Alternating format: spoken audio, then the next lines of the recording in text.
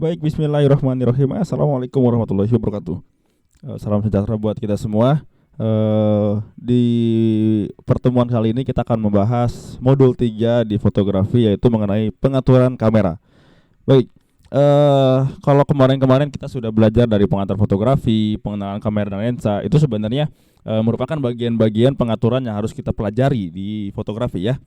Nah, di kesempatan kali ini pengaturan kamera yang mana sih yang harus kita pelajari gitu ya. Satu, kita harus bisa membedakan antara ISO, shutter speed, sama aperture. Ya, yang pertama itu. Kalau nggak salah di modul-modul berikutnya atau di video sebelumnya itu sudah saya sempat bahas sedikit gitu mengenai ISO, shutter speed, dan aperture. Oh maaf, bahkan kalau tidak salah saya sudah menjelaskannya itu sampai detail nih. Maaf ya. Kemudian setelah itu kita akan belajar yang namanya switch mode. Switch mode ini adalah mode DSLR ataupun mirrorless yang sering kita pakai gitu kan. Nah, tapi kita belum tahu kalau itu namanya switch mode. Nah, tempatnya yang mana sih, Pak?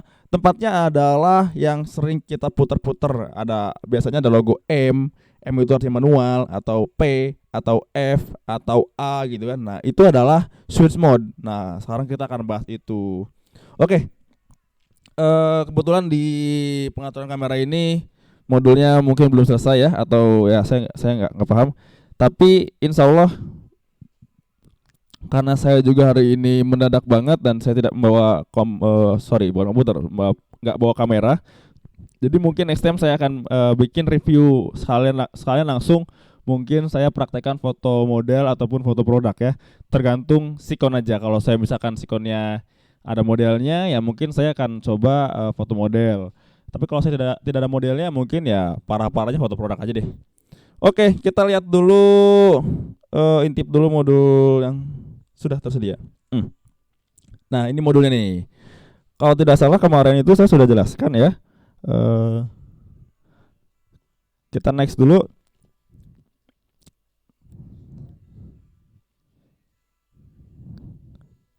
Kita lihat dari modul yang pertama. Nah, ini dia yang namanya switch mode. Ini saya sebutnya switch mode ya.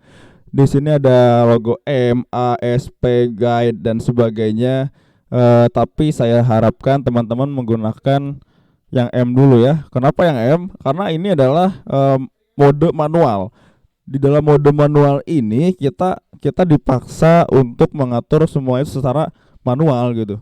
ISO-nya, shutter speed-nya, aperture-nya, kemudian juga seperti white balance dan sebagainya itu kita atur sendiri.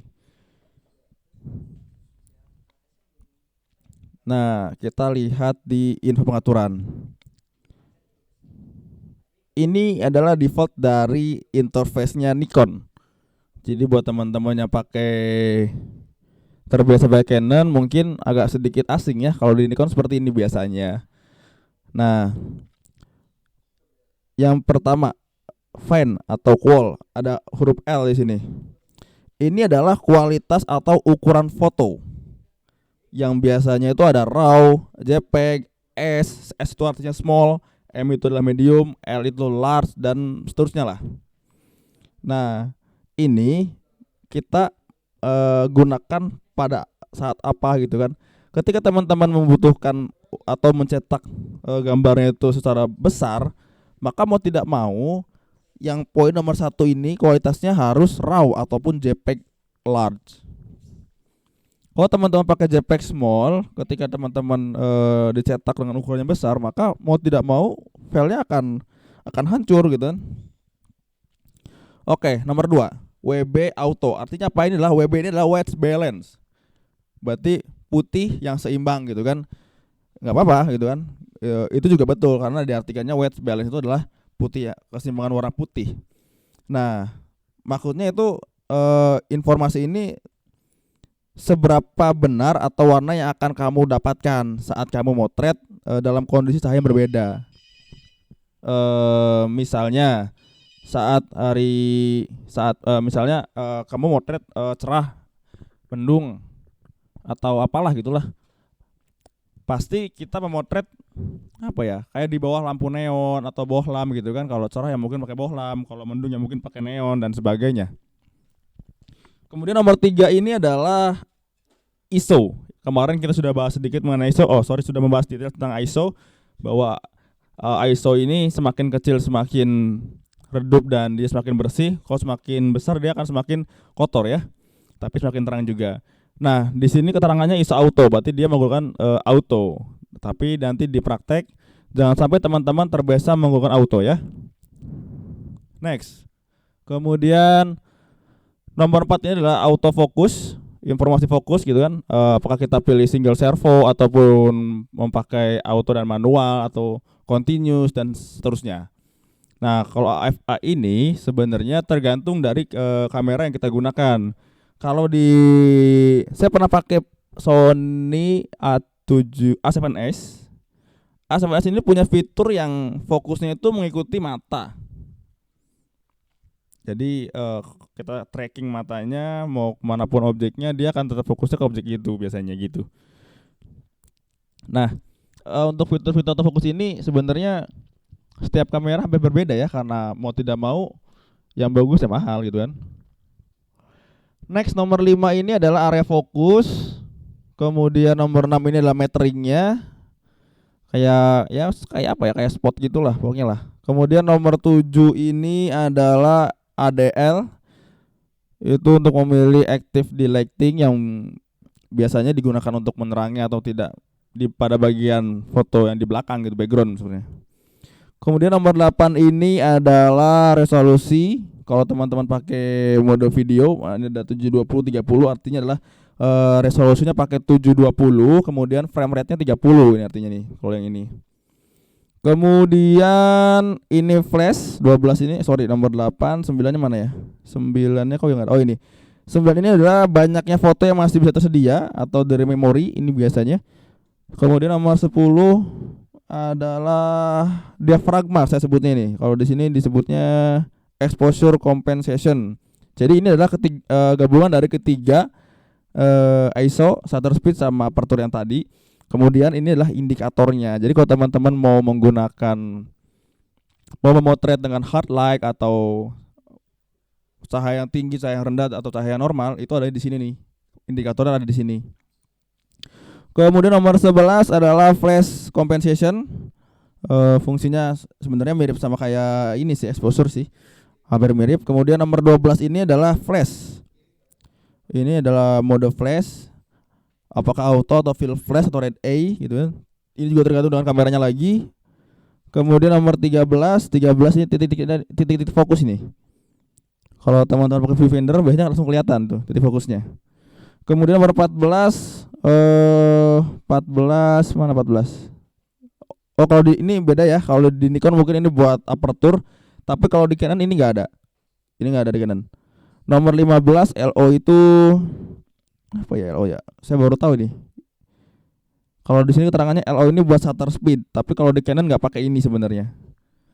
Nggak pakai dia di Canon. Ini hanya di Nikon kayaknya dipakai LO. Dan sebagainya.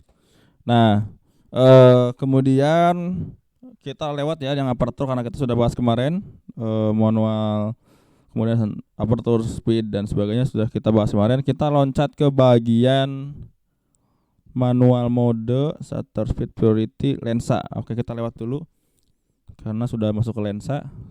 Lensa sudah kita bahas kemarin. Kita masuk ke ini, mode manual exposure. Nah, ini kan yang ada di Canon biasanya. Ini di Canon. M ini manual, SCN, scan, AV, TV, P, otomatis, flash dan sebagainya. Ada sport. Sport ini kalau kita ngambil gambaran secara cepat. Nah, ini buat interface Canon. Kita lihat dulu, M adalah switch mode-nya. Switch mode yang ada di sini yang kita pilih. Kalau kita pilih M maka di sini M. Kalau kita pilih AV ya otomatis ini AV juga dong. Kemudian tombol yang dilingkari huruf A ini, informasi yang ada kotak merah kemudian A ini adalah shutter speed. Dia kasih keterangan shutter speednya adalah 1/60. Kemudian yang B ini adalah aperture. Dia menggunakan aperture F-nya adalah 5,0. ISO ya ISO gitu kan, ISO 400. Kemudian ini adalah yang tadi saya sebut diafragma atau exposure compensation. Kalau di Nikon modelnya seperti ini, Nikon. Maaf ini nih. Nah ini. Kalau di Canon bentuknya seperti ini. Oke, kita next. Ini metering sama kayak tadi. Ini yang L raw M small atau sama seperti ini, fan qual L nih sama kayak ini. Tadi kita sebut bahwa itu adalah kualitas gambar. Bisa raw, bisa JPEG L itu large, besar gitu kan, dan sebagainya. Ini foto yang tersedia, kemudian indikator baterai dan sebagainya ya. Hampir sama dengan Nikon, cuman interface-nya aja yang berbeda. Nah, kita ngebahas tentang underexposure dan correct exposure atau overexposure. Mudahnya, ketika kita memilih underexposure atau ada di kurang dari 0, bisa di -1, -2, -3, itu akan menghasilkan cahaya yang tipis. Kalau correct exposure cukup, overexposure adalah berlebihan. Intinya di situ ya. Nah, ini ada saran untuk penggunaannya bahwa ISO itu jangan terlalu besar.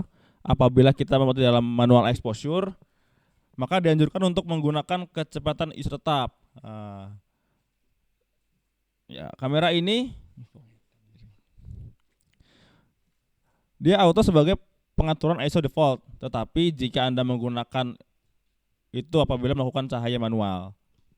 Jadi masih mending kalau kata gue sih masih mending ISO-nya itu ya kecil aja dulu lah. Kita sebelum kita motret itu kita coba ISO 100, kurang 200, kurang 400, kurang lagi 800. Nah, kalau masih kurang ya cobalah atur-atur di aperture dan shutter speed-nya lah. Coba-coba dulu.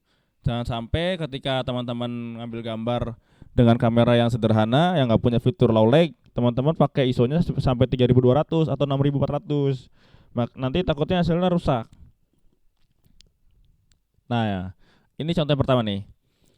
Apabila pemandangan termasuk adegan di dalam ruangan dan di luar ruangan dan Anda ingin menyeimbangkan kecerahannya, maka yang perlu diperhatikan adalah cahaya masuknya itu seberapa kuat. Nah, ini kenapa hasilnya bagus? Karena ya jelas bagus, dia pakai EOS 5D Mark III bro. Sedangkan EOS 5D Mark III itu harganya itu ya puluhan lah, di atas 10 lah. Itu baru kameranya aja, belum lensanya nih EF 50 mili 1,4. F-nya itu maksudnya apa? F-nya ini aperturnya. Kemudian USM FL 50 mili manual exposure. Jadi dia nggak bisa mode otomatis ya. Dia pakai lensa manual. Nah, ini karya-karya yang luar biasa banget kalau gue pikir ya. Ini dialect, dia mungkin pakai dialect ya, hampir over exposure dia milihnya. Ini juga sama. Nah, jadi di kamera itu ya seperti itu, Mas dan Mbak. Kalau kita belum pegang wujudnya, mau sampai kapanpun, atau teman-teman hari ini ekspor, kemudian besok dan lusa dan tahun depan nggak pernah megang lagi, ya otomatis sudah lupa. Dan kamera itu tidak putus dari perkembangan. Konsepnya sama, dia melukis dengan cahaya. Jadi kita harus bersahabat dengan komposisi cahaya. Tapi teman-teman juga harus bisa mengikuti zaman, karena mau tidak mau semakin tahun fitur-fitur fotografi itu semakin ajib banget buat gue. Sampai gue aja kadang-kadang susah untuk membelinya gitu kan. Kayak A7R dari Sony, kemudian apa ya, A6000 mungkin masih murah ya, masih 9 jutaan gitu kan. A6000 itu juga fiturnya ya mungkin masih terlalu, ya kalau masalah 4K atau enggak aman sih. Cuman kayak IBIS-nya masih kurang, kemudian autofokusnya juga ya mungkin banyak orang yang bilang cepet kenapa, karena dia harus pakai lensa 50 mili. Kalau pakai lensa standarnya itu sebenarnya hampir sama aja ya. Nah, jadi perkembangan seperti itu. Tapi buat kita sebagai pemula ya Canon is okay sih. Canon 80D gitu kan, atau 80D, 70D, atau ya parah-parahnya 750D lah. Pakai di situ, atau 200D. 200D itu asik banget tuh. 200D dia hampir sama kayak mirrorless sebenarnya, tapi dia DSLR bentuknya. Cuman dia nggak terlalu besar. Itu versi Canon yang paling apa ya? Buat gue yang hampir sama kayak mirrorless lah. Tapi dia tipe DSLR. Oke, mungkin segitu dulu di pertemuan kali ini. Mungkin teman-teman doakan saja semoga di minggu ini saya bisa praktek, saya bisa bikin video praktek. Syukur-syukur foto model berikut dengan kamera-kameranya nanti saya sebutkan atau saya perbandingkan antara kamera-kamera Canon, terus kamera Sony atau Canon pakai lensa wide, lensa kit atau lensa fix gitu kan. Nanti kalau misalkan saya ada waktu, kemudian saya modelnya juga ada ya, mungkin saya akan berikan tutorial tersebut. Oke, terima kasih. Kurang lebihnya assalamualaikum warahmatullahi wabarakatuh.